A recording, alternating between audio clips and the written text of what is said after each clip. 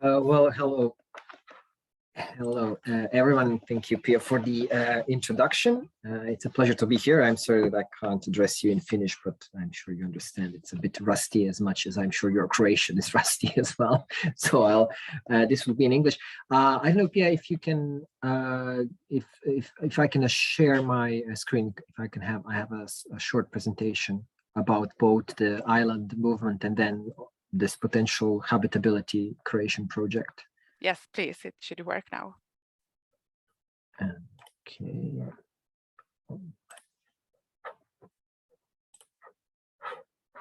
Yes, can you see it? Yes. Okay, let me just put it in a full screen mode. Yes, here it goes. Okay, so besides working for the European Parliament, I also cooperate with the island movement in Croatia, which, as the name says, focuses on islands. And well, a few weeks ago in Chișinău, we've joined the Eastern Federation network on the European level. I will be very brief about it. The island movement is an NGO, but it is really a platform for sustainable development. It was built bottom up, combining activists. Well, they used to be activists from different islands who, and I will. You will realize later on when I start talking about the potential habitability project why this was a problem and how it was really necessary to have an organization that will connect Croatian islands. There was a complete lack of connection, not only physical connection between islands, but also the intellectual thought connection between islands. And so what Island Movement did is that we created a platform of islanders who then started cooperating on many different things. And with years, we began focusing on energy transition and offering educational programs and simply capacitating islanders in local communities to be able to get involved in their local communities, in politics, and simply to start doing things themselves. This is briefly a vision and mission that reflects what I've just told you. The idea of the island movement is to provide logistical and intellectual support to stakeholders on islands, not so much on land, and to promote sustainability and self-growth on Croatian islands. The idea, as I told you, it came from a group of islanders who were split on several islands, but who met during one winter at a conference and realized that there is a complete lack of cooperation among islanders. And they began with a project that was called the Sea of Possibilities project that really connected several islanders to organize events and educations on different Croatian islands. And in time, this started developing. We got more projects connecting more people and realized that we need a more stable structure. What was really a changing moment for the island movement that gave us national impact happened in 2017 when a new law on public space was passed, allowing local companies to privatize beaches. Now, this created a small revolution on Croatian islands. This is what really encouraged islanders to cooperate and go to the streets. And this is what Island Movement basically was facilitating. This is something that gave us a national presence. And after 2017, we've seen a huge jump in our membership in projects that were facilitated by us, where we helped develop projects. And in 2017, we created a whole new structure within the movement.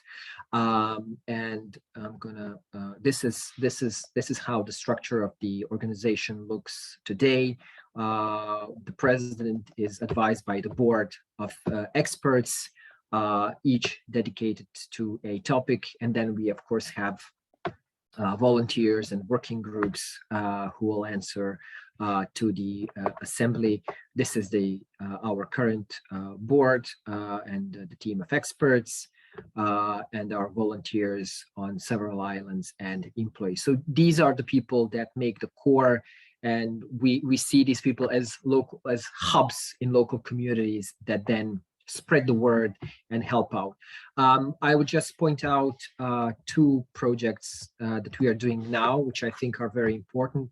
First is that we are a regional Croatian partner for the Secretariat for Islands in Brussels, and we are in charge of the energy development, transition development in Croatia on behalf of the Secretariat. And the second major project that we are doing now, we have been doing for the last year and a half, is a year and a half ago, we had local elections in Croatia.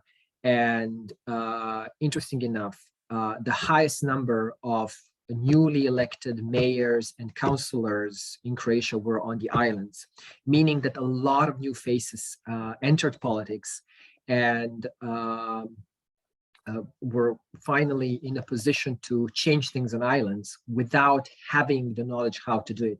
So for the last year and a half, we have been organizing a systematic education of these new mayors and new councillors, explaining some of the most basic things, how to write amendments, how to read local budgets, what are the rules, what are the things that they have to pay attention to, and to help them defend against the old political guard that has much more experience. So capacitating local islanders to bring about the change they want is really the key that the island movement is doing.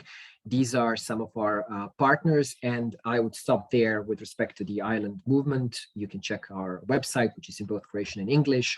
Write to us. We are always open for cooperation. If of course anyone has any questions about what island movement does and how we can cooperate, you can get in touch. But I'm going to switch now to. I can just ask if someone have Sure. any questions about the island movement, and I can just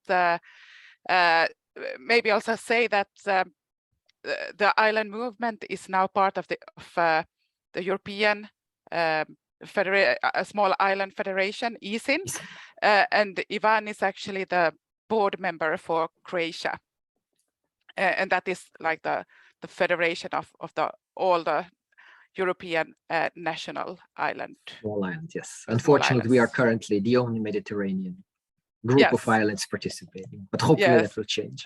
Actively, we have also Greece, but they are not active. Yes, actively. Yeah. If there aren't any questions about the island movement, so please go on.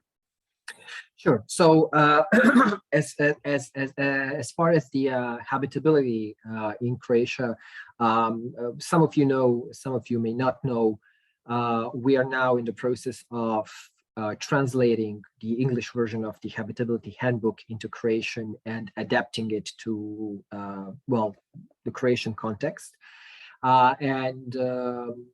It turned out to be a longer process than we expected. I think that, you know, one of the key advantage of habitability as a concept is that it's so adaptable. But then we also had to adapt, you know, some of the there are so many new words, so many new phrases and new concepts that has to be translated into Croatian to better fit the language and the culture, and this proved much more challenging than we initially expected, and I hope that next month we will be able to present the handbook. But we are already thinking about next steps and about testing the habitability in Croatia next year. And just to better explain why this testing is needed. So here you can see the Croatian archipelago without the coast.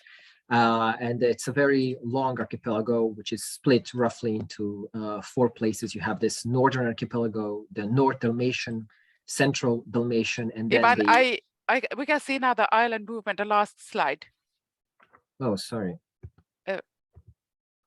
I obviously did not Perhaps stop sharing. Perhaps you have to stop sharing. Yeah, and then I have to. again. Yeah, I'm gonna stop sharing just a second. Do you see now the? Yes, now we see. The testing habitability. Okay, yeah. So now you see the map. Yeah. So this is the map of the archipelago without the coast. Looks a little bit strange, but I just wanted to show you how the archipelago is spread and how it's divided. The North Dalmatian, Central Dalmatian, and South Dalmatian archipelago. What I find interesting is that the air distance between the northern and southernmost point is 500 kilometers, and that might not mean anything to you, but if I show you the map of a sea that you're probably much more familiar with, air distance 500 kilometers is actually a distance between Gdansk, Gdynia, and Stockholm. So you get a better idea, I think now, how spread the Croatian archipelago is. And what are, when we talk about managing Croatian archipelago, we are talking about managing these distances. There is a total of 1,777 kilometers of coastline. Again, that might not mean anything, but for example, the Russian-Finnish border is 1,300 kilometers long, and the Norwegian-Swedish border is 1,600 kilometers. So we are talking about really, really long coastline that is managed together with Croatian islands, and total of more than 6,000 kilometers of coastline if you include Croatian islands as well.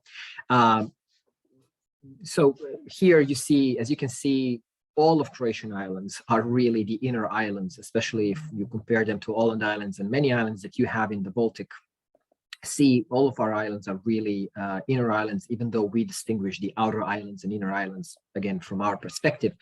But as you can see, the whole archipelago is stretched from the northern tip of the Adriatic to the southern tip of the Croatian part of the Adriatic. And the key problem that we are having is not only these geographic distances, but how these islands are being managed. There are over 1,200 islands in Croatia, but only approximately 48 are inhabited. And the real problem is that they are being managed by 7 different regions. So they don't make one region, but they are split among 7 regions. And we have 59 municipalities on our islands. Some are managed from the islands. So some islands are managed by municipalities on islands, and then there are 8 islands that are managed from the coast, from the cities or towns on the coast. And additionally, there are several islands that are split into multiple municipalities. If you look at the map, and you will find in the middle the city of Split. It's in the middle at the center down, and then just across from Split, you see island Brač, which has approximately 15,000 people and is split into 8 municipalities. So this island of 15,000 people has 8 municipalities.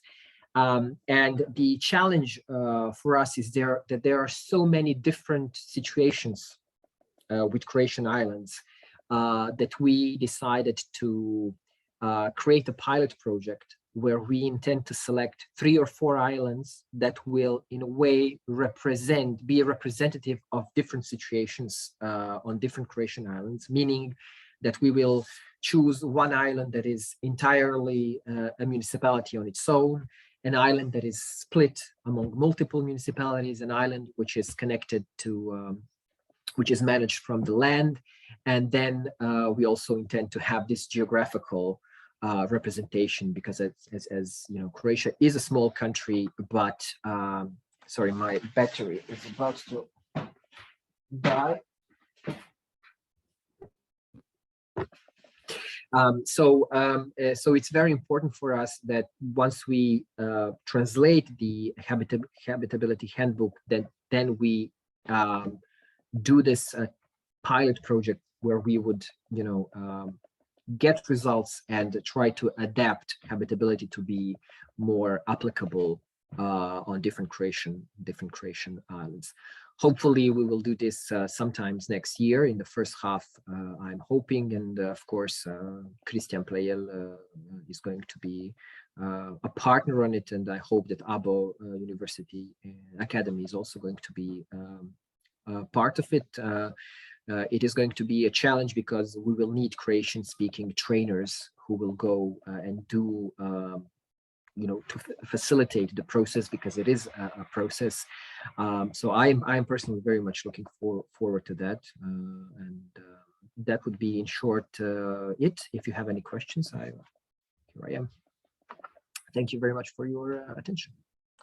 Thank you very much. And I can also add that Ivan has been actually a very important key person for us during this habitability process, because Ivan is also working for Tonino Picciola, MIP, and he is, well, maybe we can actually call him the godfather of the habitability.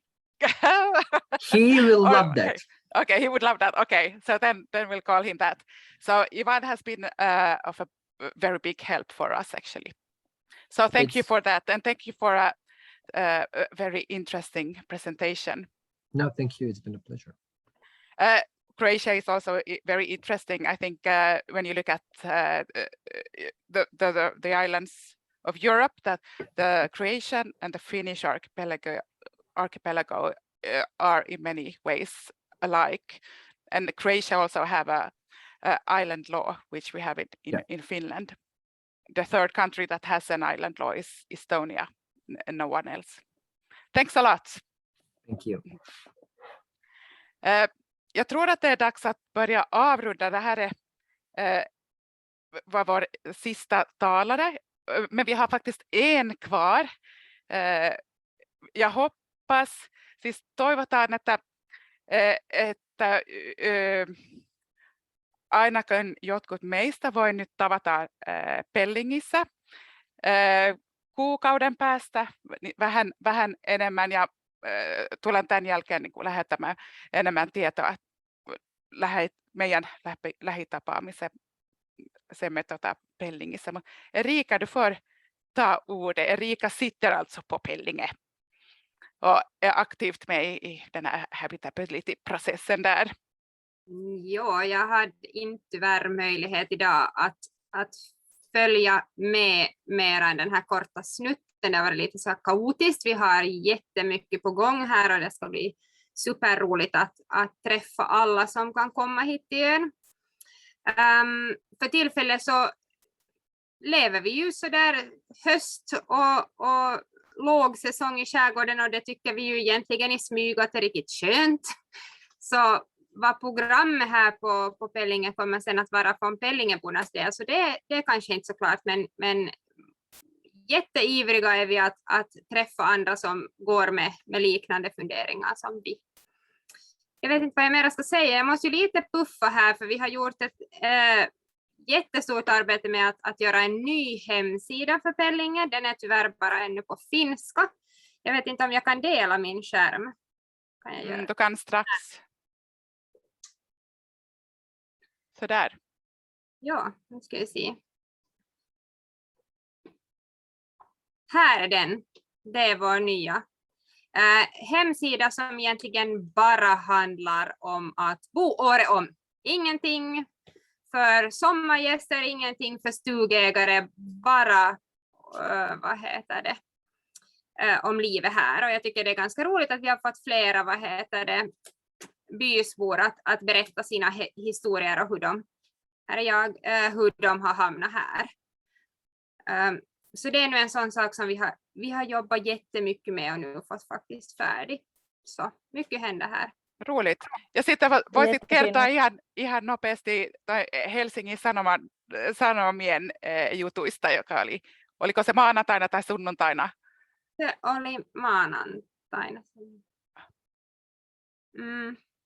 Joo, siis Helsingin Sanomat kävi tässä tekemässä syyskuun puolella artikkelin Pellingistä ja täällä asumisesta lasten kanssa. Siitä tuli oikein mukava juttu, paljon kuvia ja tosi hyvä valokuvaaja oli mukana. Et se tulee nyt sitten keskiviikkona siihen semmoisen meidän perheliitteeseen. Okei, että se ei ole vielä painettu. Se tulee huomisen jo HS meidän perhe, niin semmoinen paperiliite. Okej, yes, kiva. Och där berättas det också om habitability, förstår jag. Ja, det är roligt. Ja. Ja yleisesti ottaen, niin nyt täällä ainakin Porvoon alueella nämä asiat alkaa liikkumaan, että nyt on tarpeeksi monta asioista kyselijää ja miettiä niin, että tuolla päättäjistössäkin aletaan miettiä, että mitä oikeasti tälle alueelle tehdään. Ja sehän on sitten kiva, ja kun tehdään tätä habitabilityä, niin sitten se tukee sitä niin kuin prosessia. Joo. Tusen tack. Och tusen tack alla som har varit med. Kiitos teille kaikille. Cecilia, haluatko vielä sanoa jotain?